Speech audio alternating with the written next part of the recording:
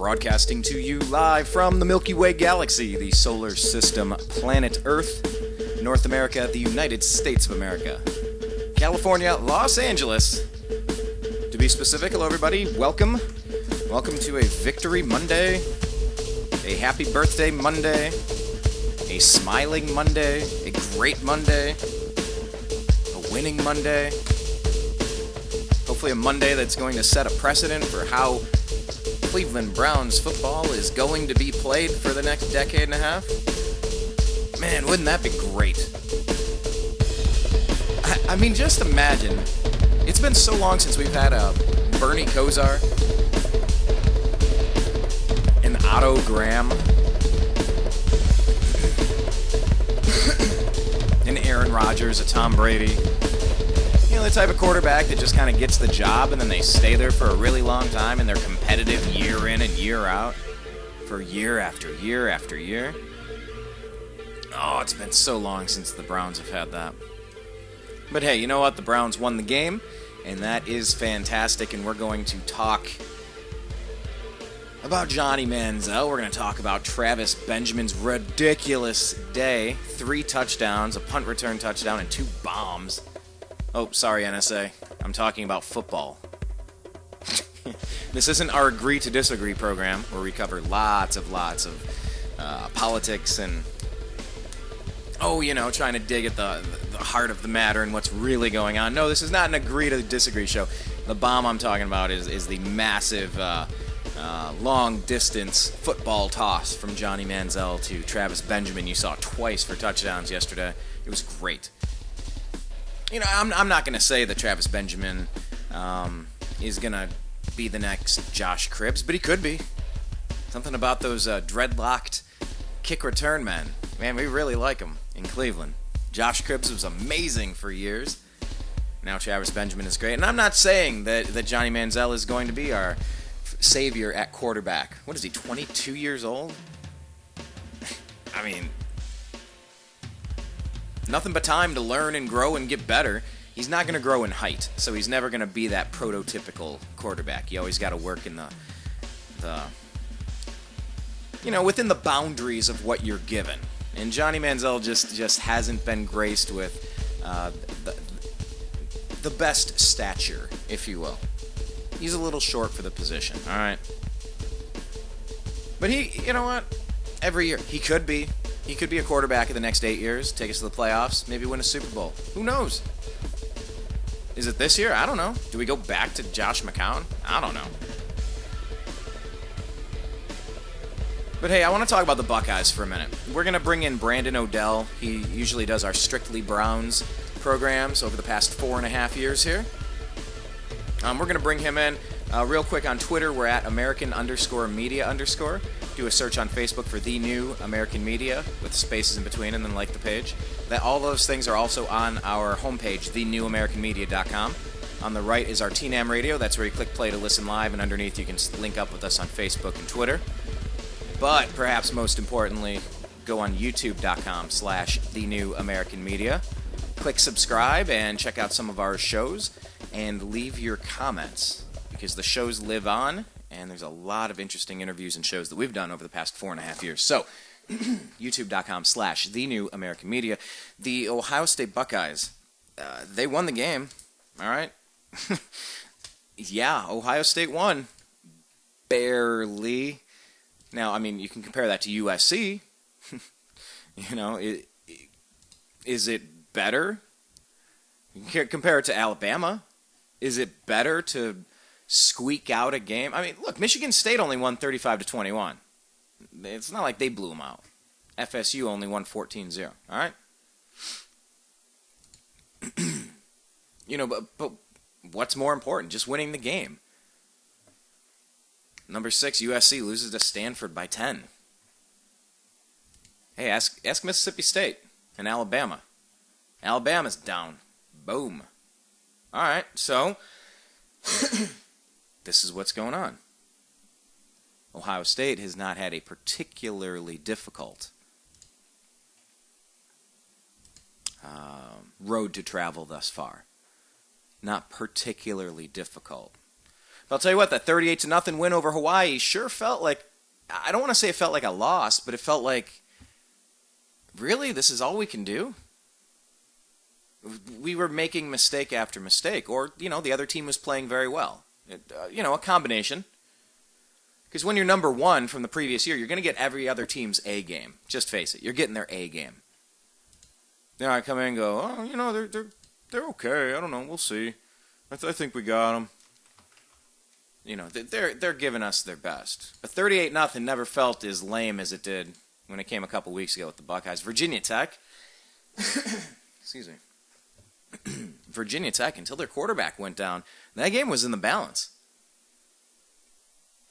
That was 2 mistakes or great plays away from being a totally different game. That's saying something. And then Northern Illinois, 20-13. My question is this, everybody. With what we're seeing out of Cardale Jones and what we're seeing out of JT Barrett,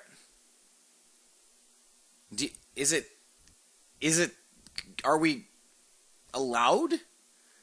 Are we allowed to ask if Braxton Miller gets a shot at running this team? He knows how to do it. He's here. Are we allowed to ask that question? I think so. I haven't heard a lot of people talking about it yet. But I think we should be allowed to. Do I think it's a great idea? I wouldn't say he's our third option at quarterback. I'd say he's our 1.5. He's option 1.5. What the heck does that mean? Okay, maybe he shouldn't be the starter. But if the starter gets yanked again, whether that's Barrett or Jones, maybe you go to Braxton second. Demote one of these quarterbacks, the JT Barrett or the Cardale Jones, down to 3. And look, they're all massively talented. But Braxton said, I'm gonna step aside and let you guys do this. And it's like, who would fault him if he came back and said, I tried letting you guys do this, but I think I could do a really good job at this position like I did when I was healthy, and take it back over. That give him a few extra weeks to really rest and recuperate with the shoulder, build up the strength again. Hey, let's go ahead and ask the question. Also, let's ask this question. How big of a deal was Tom Herman?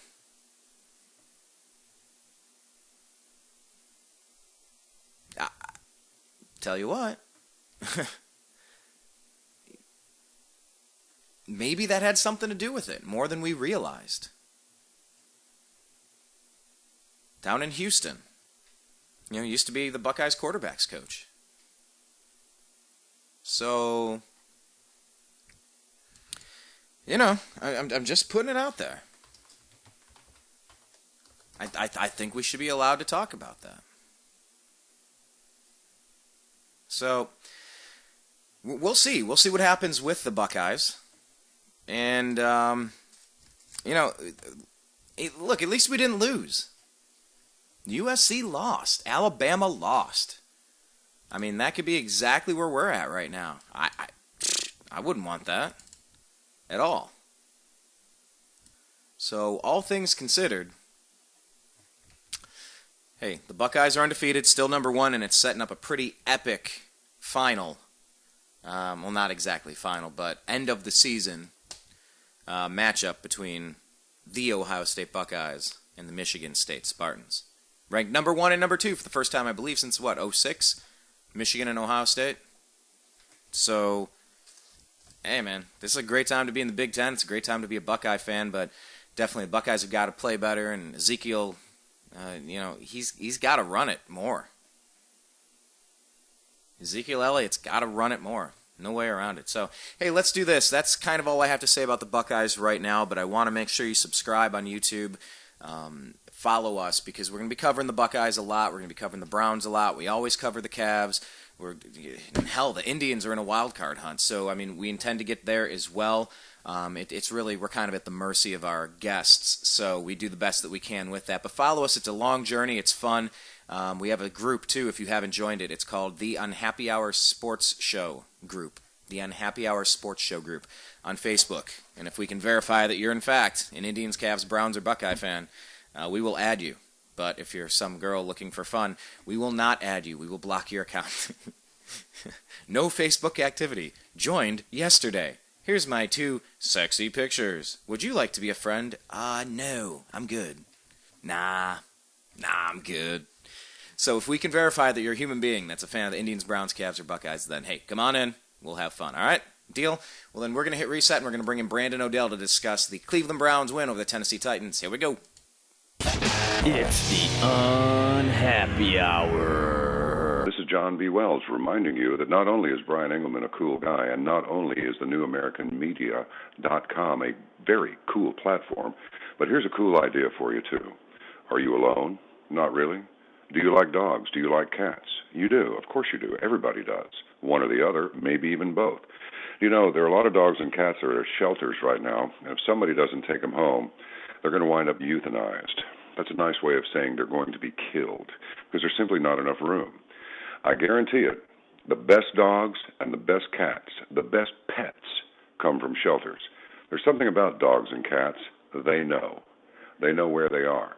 You walk through one of them, and certainly at least one is going to look at you and go, I wish you'd take me home. I'm in hell. Please take me out of here. It'll be the best thing that you ever did for your soul. You'll feel good about it. And not only that, but you have a friend for life. Doesn't matter if you got money, you don't have money. Well, it doesn't make any difference to a dog or cat. All they need is the sound of your voice and maybe even the stroke of your hand, and they're fine. Maybe a little food every once in a while. The sweetest sound that those pets ever hear is your voice. Think it over and adopt a cat or a dog from a local shelter today. I'm telling you, you'll be glad you did.